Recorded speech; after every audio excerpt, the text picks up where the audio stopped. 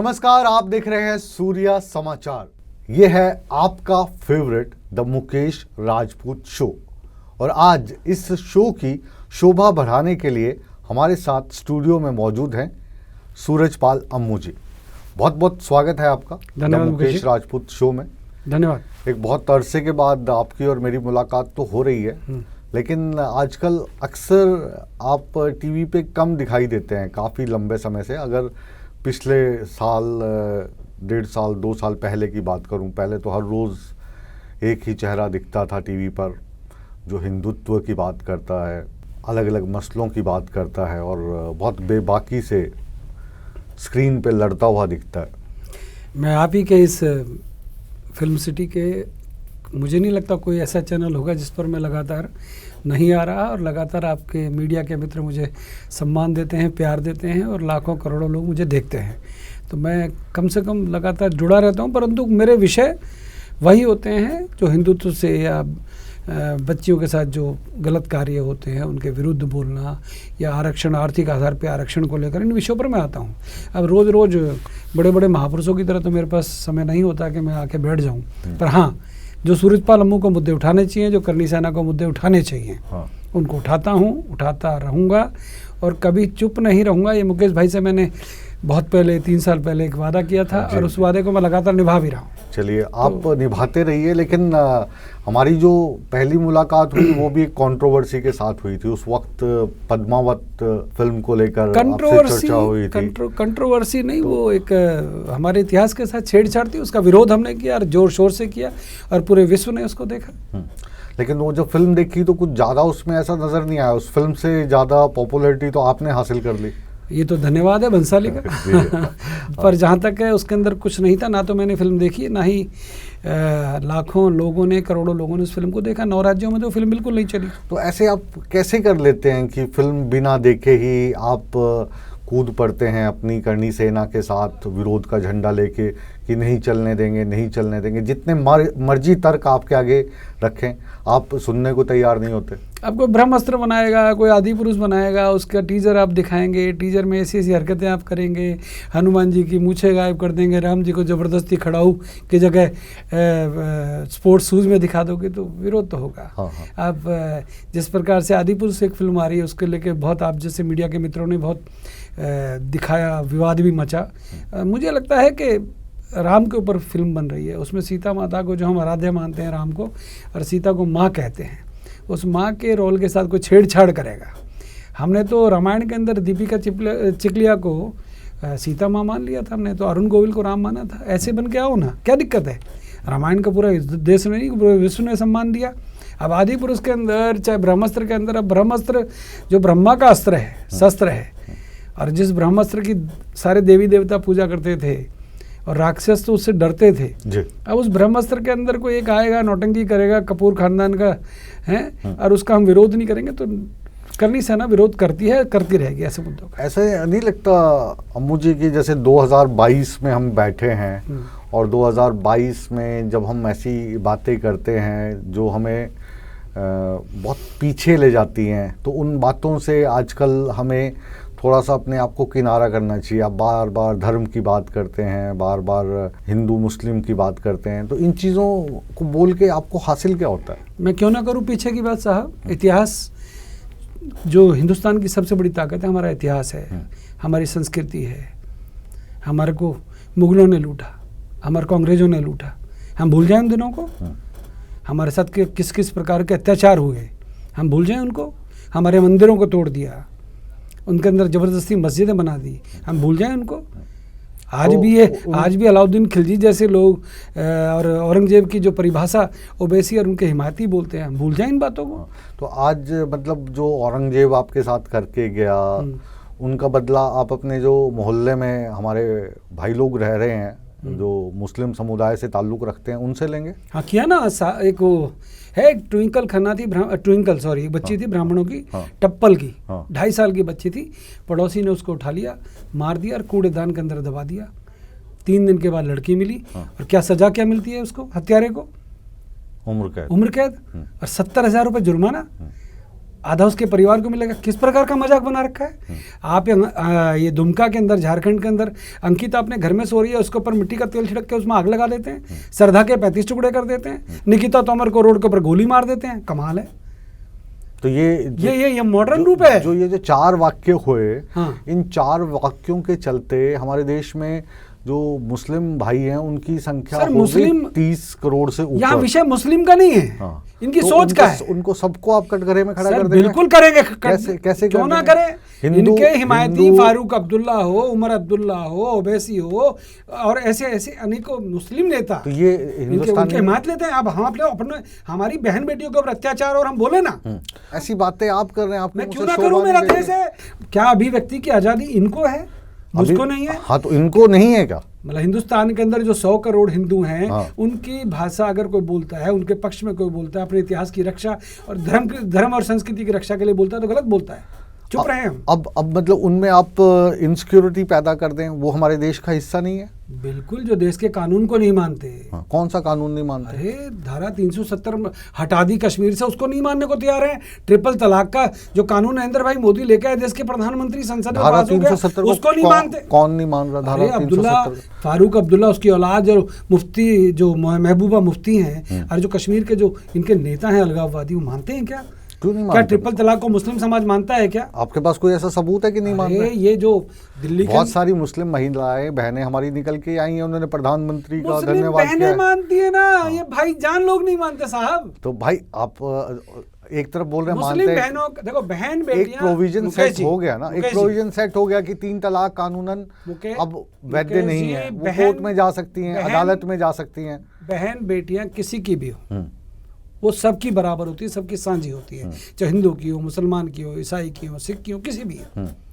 यहाँ बहन बेटियों का विषय नहीं, हम तो बहन बेटियों को सम्मान कर रहे हैं, परंतु जो इनके आका हैं, जिन्होंने इन बेटियों के ऊपर जो जुर्म किए हुए हैं, आज हिजाब की बात हो या NAC कौन सा है वो जिसपे धरने में दिल्ली में बैठे थे, हिजाब की बात करते हैं आप। हाँ। आपका ताल्लुक राजस्थान से रहा है जी, राजस्थान के हैं आप, करणी माता के भगत हैं, बिल्कुल, देशनोक वाली के। हम भी राजस्थान से ताल्लुक रखते हैं।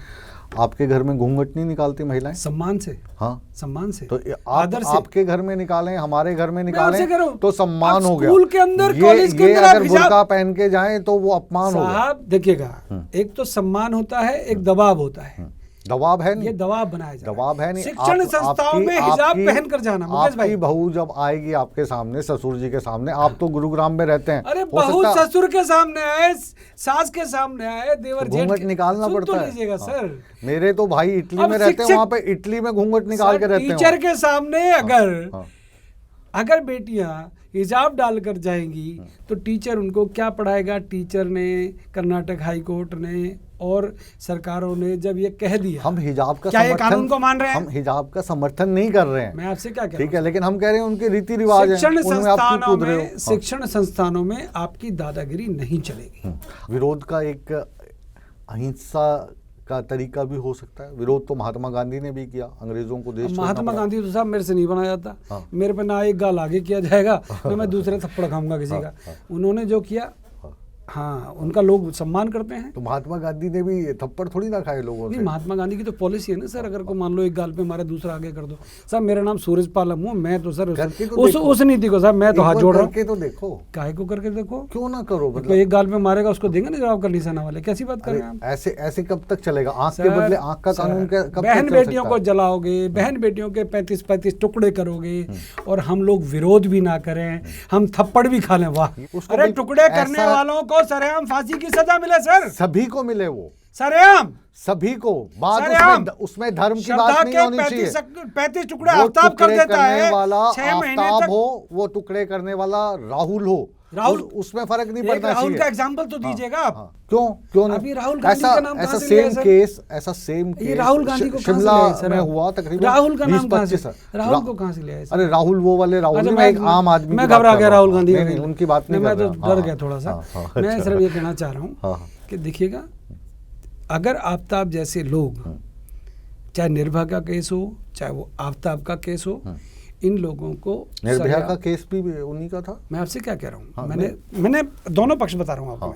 श्रद्धा के हत्यारे हम विरोध करते हैं सर, श्रद्धा के हत्यारे हों चाहे निर्भया के हों, वो बराबर है। बराबर है, बस यही तो मैं कह रहा हूँ। मैं वही तो कह रहा हूँ ना। तो निर्भया के केस में वो हिंदू है तो उसके लिए मैंने आपको देखा नहीं शोर मचाते हुए। मैं कह रहा हूँ ना, रोहतक में मैं कह रहा हूँ मुस्लिम सर, रोहतक में नेपाली लड़की का बलात्कार हुआ, उसके गुप्तांक में बॉटल्स डाल दी गई, कील्स डाल दी गई, उसमें सूरजपाल अम्मू नजर नहीं आए। मुझे लगता है कि शायद अगर आप YouTube पे सर्च करेंगे तो कहीं ना कहीं इसका विरोध करनी सेना ने किया है, हरियाणा में किया है। लिमिटेड क्या होगा? नहीं, ऐसा नहीं, ऐसा नहीं है। बहन बेटियों के मामले में तो हम बिल्कुल ना चुप बैठते ना बैठेंगे। रही बात, हम तो एक बात और कहते हैं, निधि एक लखनऊ में एक बच्ची को अभी इसी लव जिहादी ने एक ने, ये लव जिहाद होता क्या? सर सुनो ना, योगी सरकार के लोगों को मैं सैल्यूट करता हूँ, हाथ का इलाज कर दिया सर। क्या इलाज कर दिया? भाग रहा था वो, मार दिया उसको। अच्छा, लगा दिया ठिकाने। मतलब ये जो अदालत खोल रखी हैं, ये जो थाने खोल रखे हैं, ये जो हाई कोर्ट है, ये सुप्रीम कोर्ट है, इसका कोई मायने नहीं रखते। पुलिस के ऊपर गोली चलाओगे, मतलब गोली चला दो, पुलिस से भागोगे और पुलिस देखती रहे, आप ये चाहते हैं? क्या पता भाग रहा था या भगाया था। मतलब कमाल है, मतलब पुलिस ने अगर कोई अच्छा काम कर दिया, वो अच्छा काम हो गया। अगर पुलिस के दो लोगों को गोली मार देता था वो, अगर पुलिस के लोगों को गोली मार देता, पुलिस को गोली मारने का अधिकार है, टांग में गोली मारो। अच्छा, आपको इस बात का दुख है आपको कि निधि के हत्यारे को क्यों एनकाउंटर में मार किसी बात का दुख या खुशी नहीं है। मैं तो ये कह रहा हूं कि हमारे देश में एक संविधान है, हमारे देश में एक कानून है। उस कानून को केवल हिंदुओं के ऊपर लागू करोगे क्या? उस कानून को केवल हमारे ऊपर लागू करोगे? तो मतलब 100 करोड़ लोगों के लिए अलग कानून और इनके लिए अलग कानून। तो आपके किसी व्यक्ति को अगर मारेंगे इस तरीके से तो हम तो उसका भी विरोध करेंगे। सर सरेआम मारा है। किसने मारा? सरेआम। अरे सर, हमारी निकिता तोमर को सरेआम मार दिया गया फरीदाबाद के अंदर। उसको कौन सही ठहरा रहा है? उम्र कैद दिया है सर। तो उम्र कैद, फांसी की, उसके पेरेंट्स कह रहे हैं फांसी की सजा दो। उसके पेरेंट्स कह रहे हैं ना, उसके पेरेंट्स के पास ऑप्शन है। लाखों लोग कह रहे हैं वो हाई कोर्ट में जाएं, हाई कोर्ट में, हाई कोर्ट के बाद सुप्रीम कोर्ट में जाएं। मुकेश भाई, कानून सख्त बने और इनके तो शरीयत का जो कानून है उसके अंदर लिखा हुआ है सरेआम फांसी की सजा दो, पत्थर मार कर इनको जान से मार दो। तो अब मतलब पत्थर मारने का कानून लागू करवा दें होना चाहिए सर। ऐसे लोगों के लिए तो मैं कोर्ट से, सर्वोच्च न्यायालय से और बल्कि भारत की संसद से मैं 543 सांसदों से अनुरोध करूंगा, बहन बेटियां सबकी है, कानून सख्त बने इन विषयों पर, इन पे किसी को बख्शा ना जाए। ये करनी सेना की अब सूरजपाल अम्मू जो करनी सेना के राष्ट्रीय अध्यक्ष हैं, वो कह रहे हैं कि ऐसे मसलों पर हम अफगानिस्तान के रास्ते पे चल पड़े। मतलब अफगानिस्तान कहां से आ गया इसमें?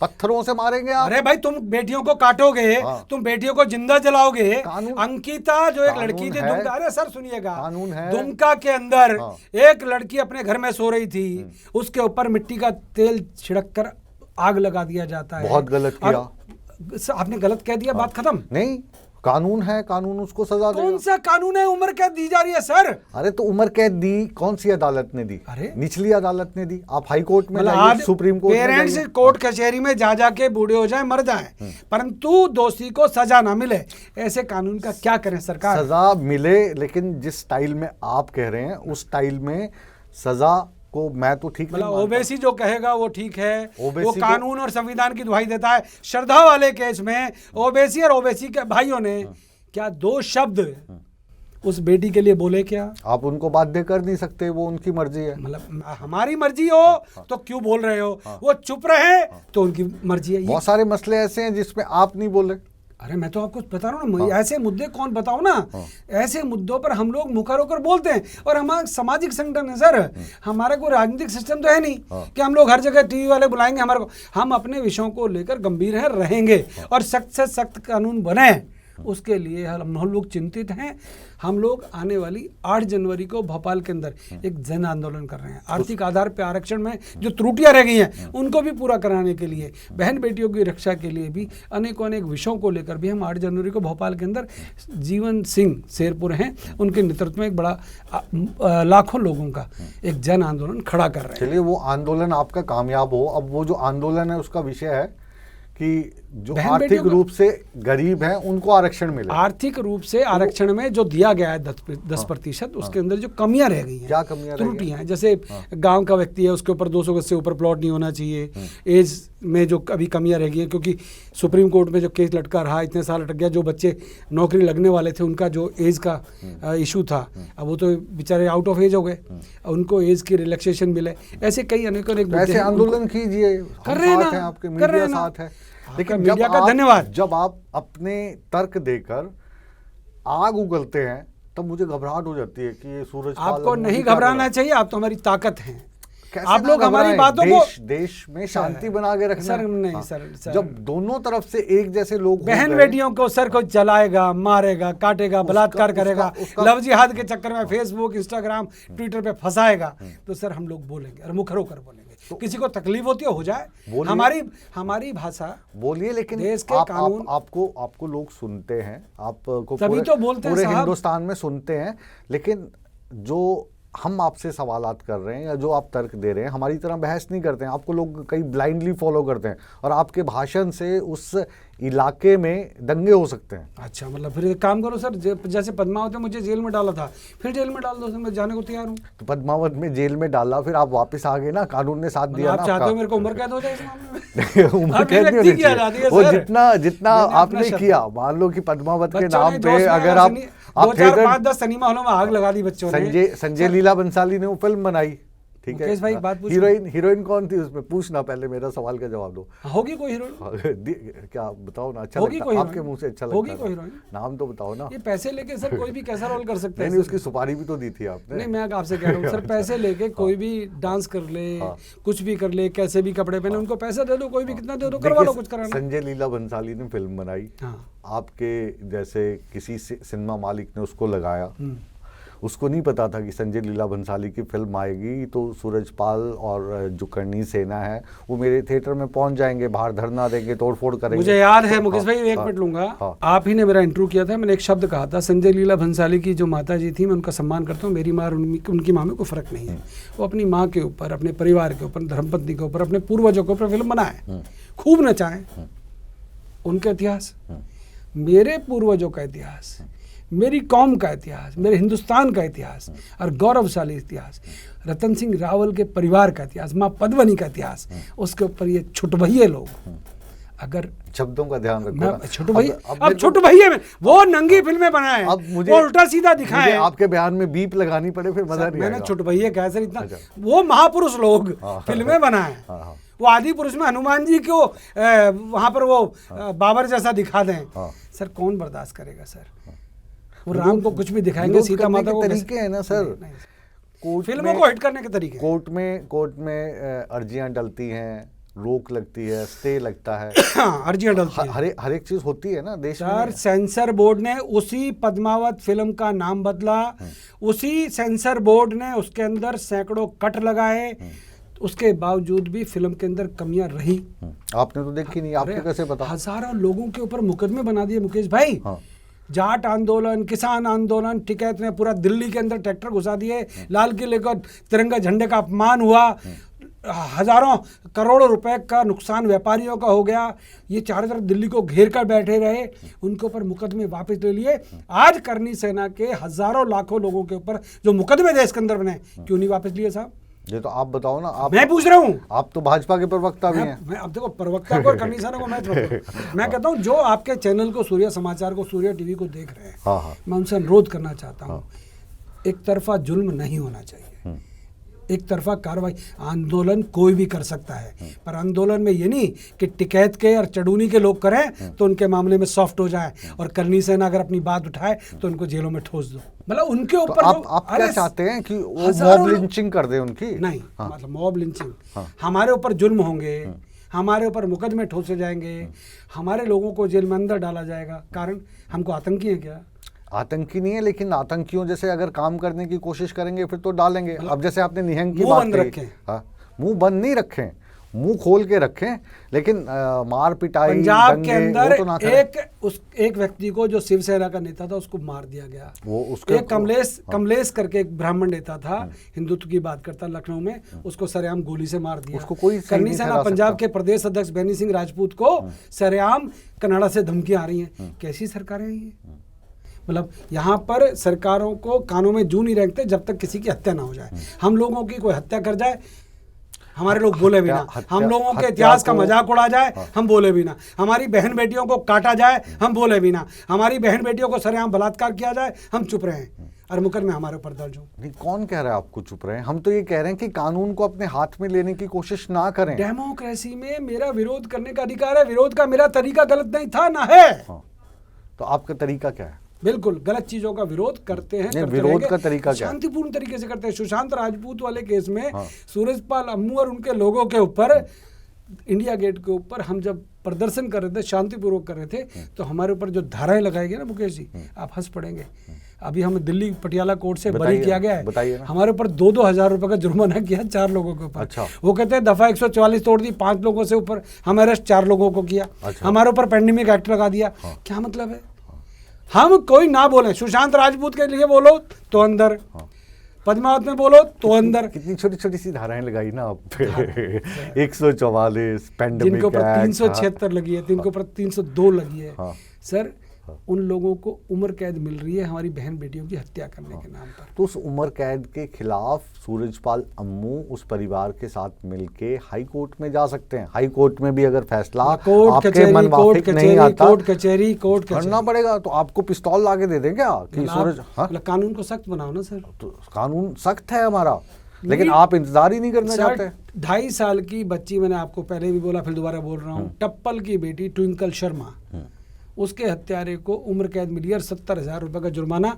ये कहाँ का कानून और कैसा कानून है? मैं और जो मेरे जैसे जो लोग हैं वो आपकी जो भावनाएं हैं उसकी कदर करते हैं। हम आपको ये कह रहे हैं कि उम्र कैद की सज़ा उस टप्पल वाले 2.5 साल की बच्ची के केस में अगर कम है तो उसका विरोध करने का हमारे पास तरीका है और हम कोर्ट में जा सकते हैं, और मुझे लगता है कि आपको जाना चाहिए। तरीका मतलब ये है कि हम लोग चुप रहें, हम लोगों के साथ मजाक बनाया जाए, 70 हज़ार रुपए का जुर्माना लगा के हमारी बेइज्जती की जाए, तौहीन की जाए, हम चुप रहें। मतलब ये हमने तो नहीं कहा कि आप चुप रहें। आप चाहते हैं उसको फांसी की सजा हो, आप उस डिसीजन को चैलेंज कीजिए। मैं मुकेश राजपूत जी से पूछता हूँ कि ऐसी नृशंस हत्या, छोटी सी बच्ची की हत्या, एक बेटी को जिंदा जला दिया गया, ऐसे लोगों को कैसी सजा मिले? 35 टुकड़े ढूंढ रही है पुलिस, दिल्ली पुलिस जंगलों में घूम रही है, ऐसे लेके जा रहे हैं, उसका टेस्ट हो रहा है, नार्को टेस्ट हो रहा है, पक्का कर रहे हैं ना। कल को मुकर महाराष्ट्र सरकार उस समय जब शिवसेना की सरकार थी, कांग्रेस के समर्थन से 2 साल पहले एप्लीकेशन दी थी, उस एप्लीकेशन को डस्टबिन में डाल दिया उद्धव ठाकरे की सरकार ने। अगर उस समय सख्त कानूनी कार्रवाई की जाती तो मुझे लगता है ये बच्ची श्रद्धा शायद बच सकती थी। दलित की बेटी है श्रद्धा, एक भी दलित नेता नहीं बोल रहा। मायावती चुप है, वो उदित राज जो आए दिन महापुरुषों की तरह लेक्चर देते हैं, चुप हैं। वो जो हिंदू धर्म के देवी देवताओं का अपमान करते हैं, जो आम आदमी पार्टी के नेता जो कसम खाते हैं, शपथ लेते हैं, वो चुप हैं। क्यों भाई? क्यों आज श्रद्धा के लिए क्यों चुप है आप? कारण कि आफ्ताब नाम जुड़ा हुआ इसके हत्यारे के पीछे। अच्छा, यही ना। और सूरजपाल अम्मू बोल गया, हिंदुत्व वो प्राची बहन बोल गई, कोई और बोल गया, तो वो गलत बोल गया। आफ्ताब की जगह अगर ये वाला कांड राकेश ने किया होता, गोली मार देनी चाहिए, तब भी आप इतने फांसी लगा देनी चाहिए, सरेआम फांसी लगानी चाहिए, कोई छूट किसी के लिए नहीं होनी चाहिए ऐसे मामले में। तो ये जो गोली मारना और ये जो पत्थरों को मार देना, ये वाले आइडियाज आपके दिमाग में आते क्यों हैं? भाई सर, मुझे शायद लगता है, मैंने जो वकालत की है लखनऊ यूनिवर्सिटी से, तो मैं वकील हूँ, तो उसमें मुझे लगता है कि मुझे सारे काम जो है अब पूछ के करने पड़ेंगे। राहुल गांधी जी से, प्रियंका जी से वकालत की है, मैं केजरीवाल से पूछ के, मैं तो वकील भी नहीं हूँ। तो वकालत के दौरान मतलब कोई कानून में अपना ऐसा है कि ये वाली चीजों के अपने कानून में उल्लेख किया हो, पत्थरों से मार देने का, गोली मार देने का? मुकेश जी, सॉफ्ट कानून के चलते अपराधियों के हौसले बुलंद हो रहे हैं। हम ये चाहते हैं कि देश का कानून सख्त बने और ऐसे लोगों को सख्त से सख्त सजा मिले, इसका प्रावधान हम चाहते हैं। और संसद के अंदर कम से कम सरेआम इनको फांसी की सजा मिले, इस लिए करनी सेना मांग करती रहती है, और मांग सर हमारी सुननी भी चाहिए। एक जनसंख्या को लेकर बहुत ज़्यादा आप में वो प्रॉब्लम रहती है, जनसंख्या के नाम पे। हम दो हमारे दो, हाँ, मतलब ये 5, 7, 10, 12 ये ट्रिपल तलाक को नहीं मानेंगे, ये जो हम दो हमारे दो के कानून को नहीं मानेंगे, ये जो NAC का कौन सा था, CA का जो कानून है उसको नहीं मानेंगे। मतलब इनके लिए स्पेशल एक अलग से काम करते हैं, इनके लिए कानून अलग से बना दिया जाए। जो एक मुस्लिम लॉ की बात करते हैं, मदरसों का कानून अलग बने, मदरसों के लिए जो फंडिंग विदेशों से आ रही है, गल्फ कंट्री से और कंट्री से आ रही है, उनके लिए कानून अलग बने। मतलब कानून इनके लिए सेपरेट होना चाहिए। आप ऐसे चीज़ों को निकाल के लाते हैं जो इनको टारगेट करते हैं। निकाल के नहीं लाता। हिंदुस्तान की 130 करोड़ 35 करोड़ जो आबादी है, उसके अंदर महाराज जिस प्रकार से स्पीड से बढ़ा रहे हैं, मुझे तो चिंता हो रही है मेरे हिंदुओं की। मुझे तो हम लोग अल्पसंख्यक ना हो जाएं। मुझे तो मतलब ऐसा लगता है कि सरकार ने छोड़ रखा है आपको कि ये वाले मुद्दे उठाते रहो, ताकि महंगाई से, बेरोजगारी से लोगों का ध्यान भटकाते रहो। सर, हिंदुस्तान के संविधान का सम्मान करने वाला नागरिक हूँ, मुझे मालूम है अगर देश की आबादी का संतुलन नहीं बनाया गया तो मुगलों को तो हमने भगा दिया, अंग्रेजों को देश छोड़ने मजबूर कर दिया, इनको खस्मों को कहाँ लेके जाएंगे? मेरे को लगता है आपको जो है महंगाई दिखाई नहीं देती, बेरोजगारी दिखाई नहीं देती, महंगाई की चिंता हो गया, डॉलर देखिए कहाँ पे पहुंच गया है, ये वाले मुद्दे हैं नहीं। मतलब मैं डॉलरों की चिंता करूं, मैं देश की चिंता ना करूं। अरे देश की चिंता है ये। घर में आसपास में देखो बेरोजगारी कितनी बढ़ गई है, महंगाई कितनी बढ़ गई है। अभी आप गुरुग्राम से नोएडा आए, डीजल कितना जल गया, आपको तो नहीं फर्क पड़ता, लेकिन वहाँ से जो नौकरी करने यहाँ पे आ रहा है कितना खर्चा हो रहा है। इस चीज़ पे आवाज़ उठाई कभी आपने? मैं एक बात पूछूं आपसे? हाँ। ये जो आबादी बढ़ रही है, ये जो लाखों करोड़ों लोगों को जो सुविधाएं मोदी सरकार ने दी हैं, ये इसके बारे में व्याख्यान कर दिया करो कभी के। जो हजारों लोगों को डेली मोदी जी नौकरियां दे रहे हैं, उसका भी व्याख्यान कर दीजिएगा। वो इसलिए दे रहे हैं भैया, तुम बेरोजगारी मत बढ़ाओ, क्योंकि तुम लोग आबादी बढ़ाओगे तो बेरोजगारी बढ़ेगी, इसलिए सिर्फ आबादी वही बढ़ा रहे हैं ना। सर कमाल कर रहे हो। हमारे यार आपके लिए तो कानून है सर, हमारे को जो कानून में बांधा हुआ है कि तुम 2 से अधिक पैदा नहीं करोगे बालक, नहीं तो टिकट नहीं मिलेगा। टिकट छोड़ो ना, कुछ भी नहीं मिलेगा आपका, आपको पेंशन नहीं मिलेगी, आपको ये नहीं मिलेगा, आपको ये नहीं मिलेगा। हमारे लिए तो कानून है, इनके लिए क्योंकि भाईजान है ये लोग, इनके लिए स्पेशल कानून है। ये गलत। चाहते क्या हैं आप? मैं ही चाहता हूँ सर कि देश जब आज़ाद हुआ, जिन महापुरुषों के द्वारा ये संविधान कानून बनाए गए, जो ऐसे कर करके कानून बनवाए गए, ऐसे क्या मतलब? मैं कह रहा हूँ, समझ रहे हैं लोग? मेरे को नहीं समझ रहे हैं लोग, मैं भोला हूँ सर।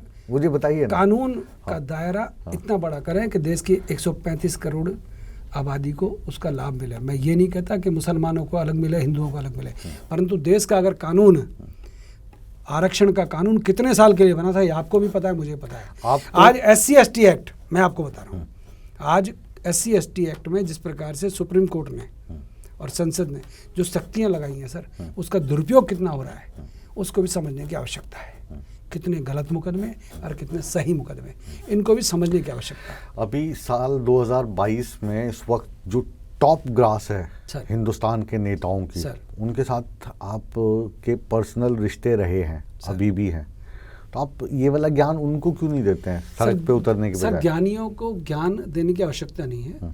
मैंने जिनके सानिध्य में काम किया है, जिनके साथ काम किया है, आज वो हिंदुस्तान के बड़े बड़े पदों पर हैं और मुझे इस बात का गर्व है। तो उनको क्यों नहीं आप धीरे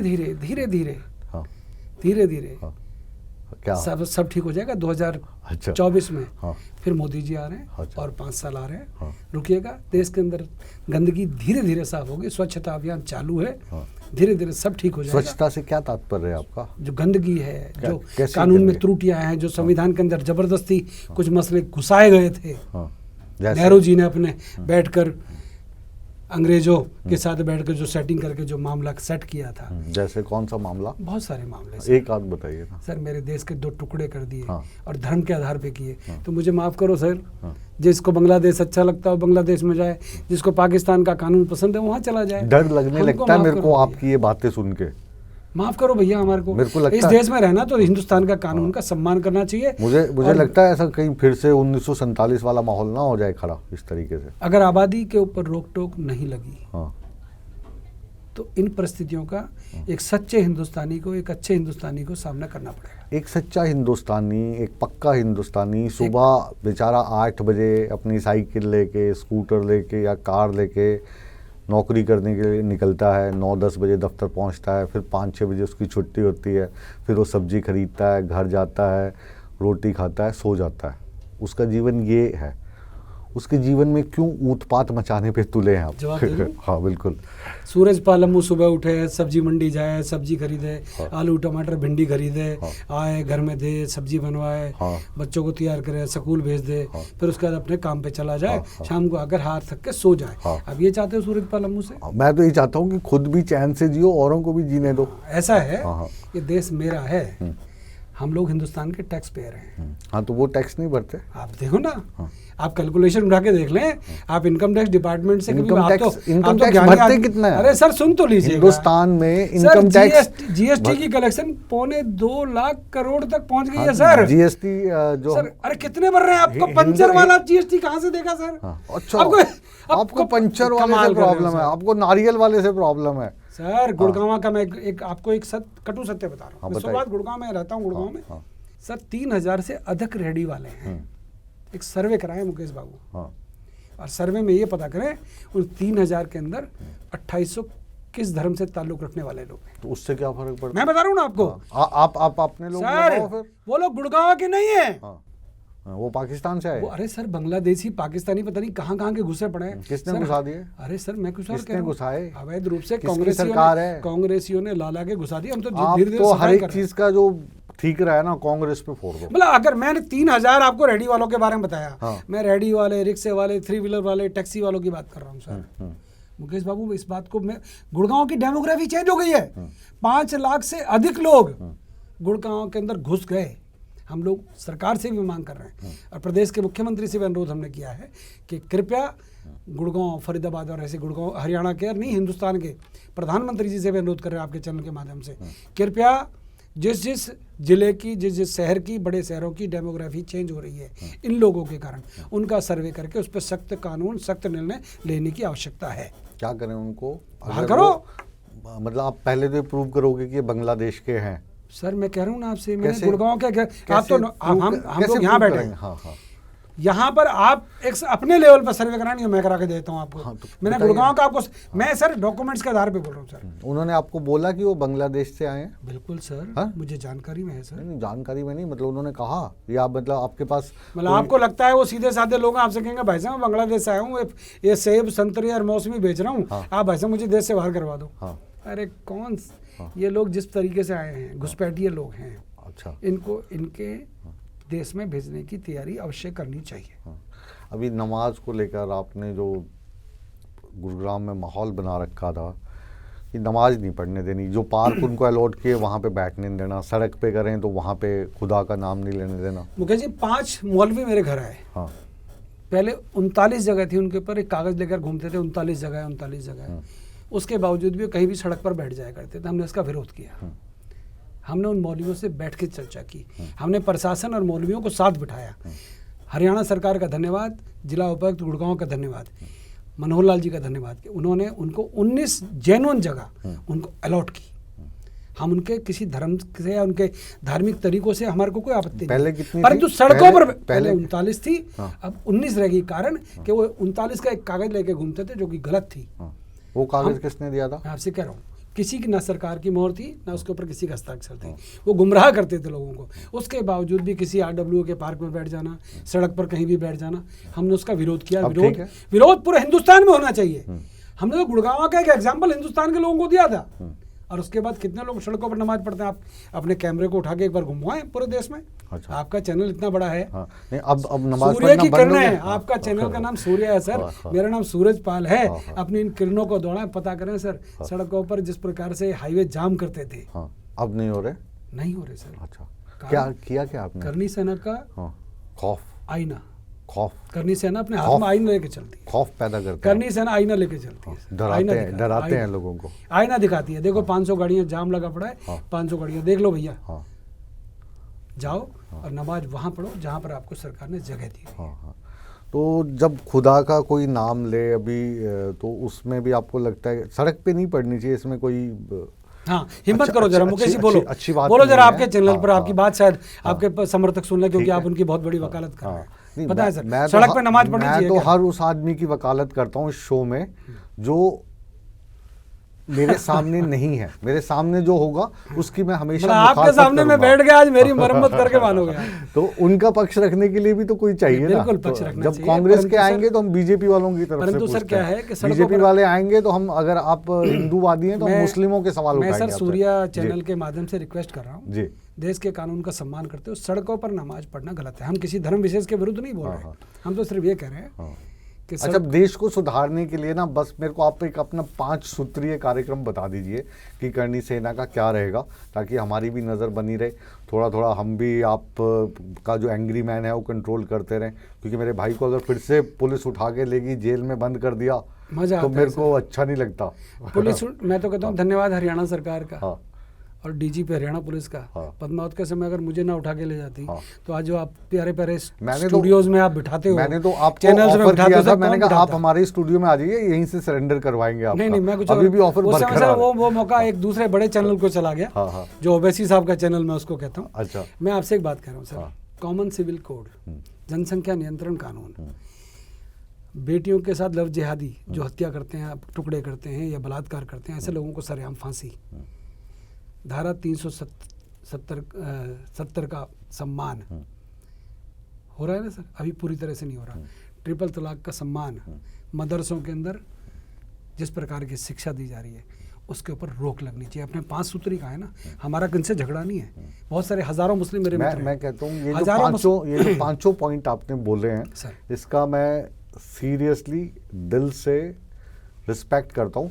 और मैं आपसे क्या चाहता हूँ, आपसे मतलब कट्टरपंथी किसी भी साइड की अच्छी नहीं है, मैं आपसे चाहता हूँ आप बस इंसानियत का सम्मान कीजिए, बाकी चीज़ें खुद ठीक हो जाएगी। मैंने एक शब्द कहा आपको, अगर ये मैंने कहा जैसे मेरी गौ माता के ऊपर जो जुल्म होते हैं, मैं अलवर, भरतपुर, मेवात जिला, 3 जिलों की बात कर रहा हूँ, आज भी सूरज की पहली किरण के साथ आज भी हजारों गायों का कटना बदस्तूर जारी है। हरियाणा ने बहुत सख्त कानून बनाया है और कई सरकारों ने बनाया है, परंतु गहलोत सरकार अभी भी इस मामले में सॉफ्ट है। अभी भी श्रद्धा के मामले में राजस्थान के मुख्यमंत्री ने जो स्टेटमेंट दी है वो शर्मिंदगी वाली। श्रद्धा जिसके 35 टुकड़े किए गए, हाँ, क्या उसके statement दे ऊपर दी? मुख्यमंत्री कहते हैं ये एक कौम को जबरदस्ती टारगेट किया जा रहा है, ये तो आपस में हस्बैंड वाइफ का मामला था। अच्छा। इस प्रकार की बयानबाजी ये लोग करते हैं, ना इनका गौ माता से मतलब है, ना ये किसी बहन बेटी का सम्मान करना चाहते हैं। जोधपुर में दंगे कराते हैं, राजस्थान के अंदर गर्दन अलग सर तन से जुदा करा देते हैं। कारण कि इन्होंने क्या है कि अपने अपने सिस्टम को बांट रखा है। हम कहते हैं देश के अंदर सामूहिक रूप से एक कानून बने और सख्त कानून बने। कानून तो एक ही है देश नहीं में। है सर, कहाँ कौन सर, मानता है एक ही है सर? सर। कौन मानता है सर? सर आप मुझे गलत prove कौन कीजिए। मानता है सर? हाँ? कौन अब मानता ना मान जो नहीं मानता वो कानून को नहीं सर मानता। मैं आपसे कह रहा हूँ सर, हाँ। महाराष्ट्र सरकार में एक बच्चे की निर्मम हत्या की, उसको भी जान से मारा। राजस्थान के अंदर एक बच्चे की गर्दन उसकी टेलर की दुकान पर घुस के गर्दन काट दी। कमलेश तिवारी की सरेआम लखनऊ में हत्या कर दी। बहन बेटियों के टुकड़े कर दिए गए। निकिता तोमर को सरेआम गोली मार दी गई। ऐसे अनेकों अनेक बिंदु हैं जो राजस्थान में जो केस हुआ सर, जो सर से तन से जुदा कर दिया गया, उसके हत्यारे अंदर हैं। अगर केंद्र सरकार हाँ सीबीआई हाँ ऐसे केसों को हाथ में ना ले हाँ तो इन लोगों का हिंदू सीबीआई ने थोड़ी ना गिरफ्तार मैं आपसे क्या कर रहा हूँ हाँ, सर, हाँ। राजस्थान ने जिस प्रकार की हरकतें की उसके बाद कौन गया? एनआईए गई, एनआईए ने जांच की। महाराष्ट्र के अंदर उस समय उद्धव ठाकरे और कांग्रेस की मिलीजुली सरकार थी, उस समय भी कार्रवाई नहीं हुई। जब केंद्र ने सख्त निर्णय लिया तब जाके कार्रवाई हुई। मैं ये नहीं कह रहा कि राजस्थान और महाराष्ट्र सरकार उस समय हमारी विरोधी थी ना। देश के अंदर वोटों की राजनीति के चक्कर में एक खास अब पॉइंट पे आए आप। नहीं, एक खास विशेष समुदाय के लोगों को कुछ छूट देने का प्रयास, चाहे वो मुलायम सिंह की सरकार रही हो, अखिलेश की सरकार रही हो। दूसरे पता क्या कहते हैं? दूसरे कहते हैं कि वोटों के चक्कर में एक खास समुदाय को मैं कह रहा हूँ हिंदुस्तान से उखाड़ फेंकना चाहते हैं। सूरजपाल लम्बू नहीं, मेरी तो औकात क्या सब, ना तो मैं चुनाव लड़ता हूँ, ना वोट मांगता हूँ, ना मेरे को डरवाते तो हो। मैं आपसे कह रहा हूँ सर, हाँ, सपोर्ट तो करते हम हो। तो सोए हुए लोगों को माहौल तो बनाते हो। सोए हुए लोगों को जगाने का काम करते हैं। हाँ। मेरे को सर विदेशों से धमकी आई, अच्छा, मेरे को कई जगह से धमकी आई। मैंने तो एक बार सिर्फ, आप इंटरनेशनल फिगर बन चुके हो। मैं आपसे कह रहा हूँ, मैं तो सर जब घर से निकलता हूँ तो कह के आता हूँ कि भैया देखना जरा शाम को वापिस आऊंगा नहीं आऊंगा। हम लोगों ने हमारी दुआएं आपके साथ हैं। अब दुआएं तो हैं आपके साथ, परंतु जो सामने वाली गोली या तलवार आएगी पता नहीं कब। वो तो ऐसा है मुझे एक दिन सब सर, हम फक्कड़ आदमी हैं। हाँ, हमें ना चुनाव लड़ना, हाँ। ना चुनाव की राजनीति करनी। हाँ।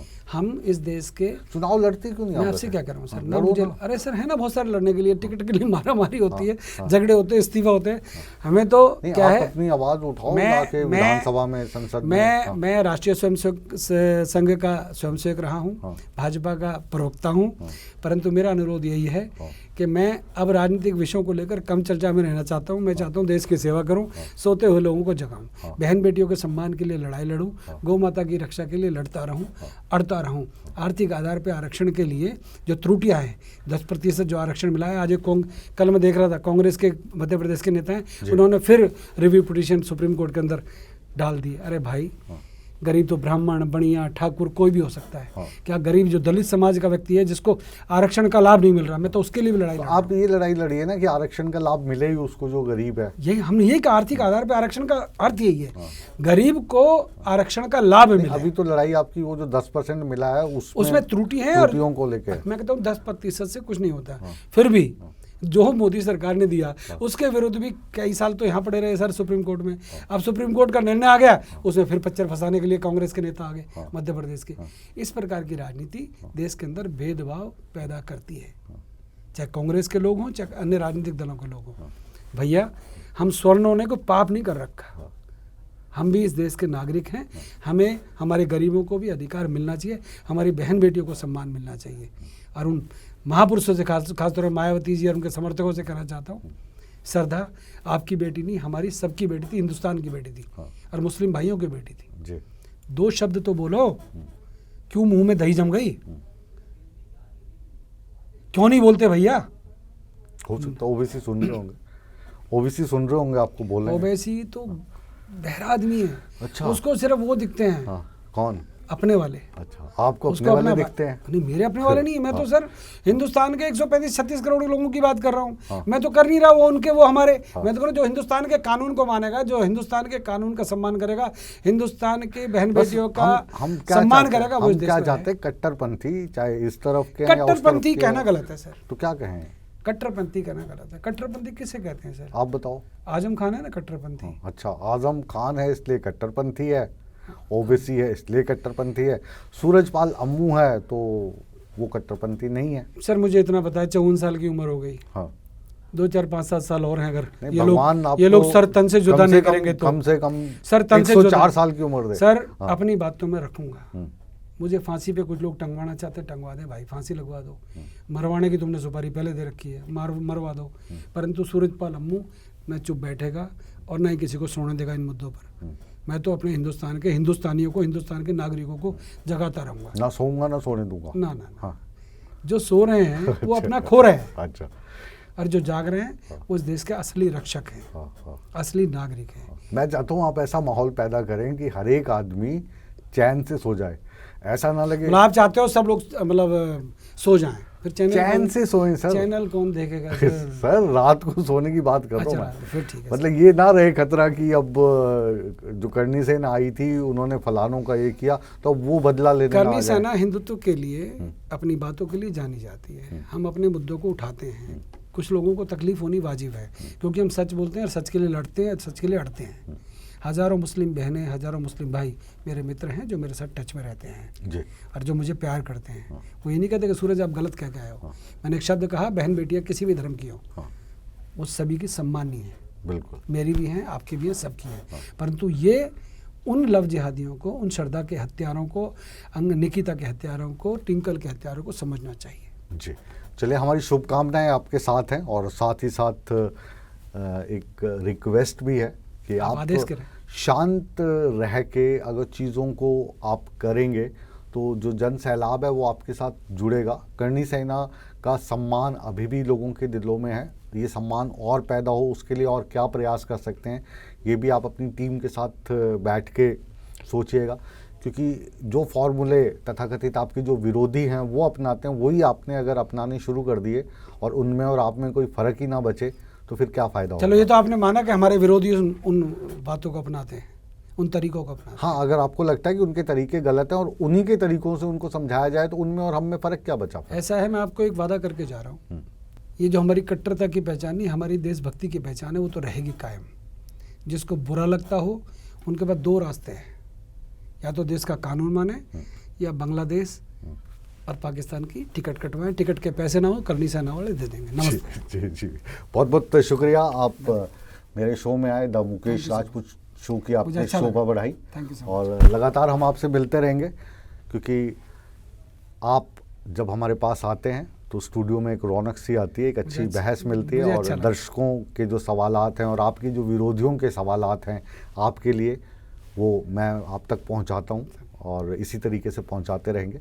आप इसी तरीके से काम करते रहें, हमारी शुभकामनाएं आपके साथ हैं।